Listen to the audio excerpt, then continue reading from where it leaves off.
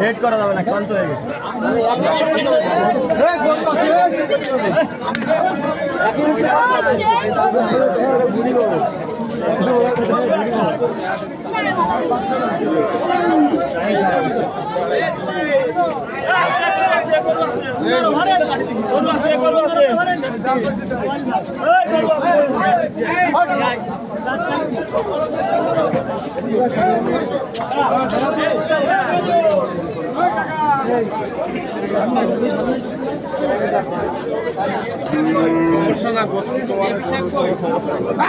সামনে চলেন, কোন একটা লাইন করে ফেলছে।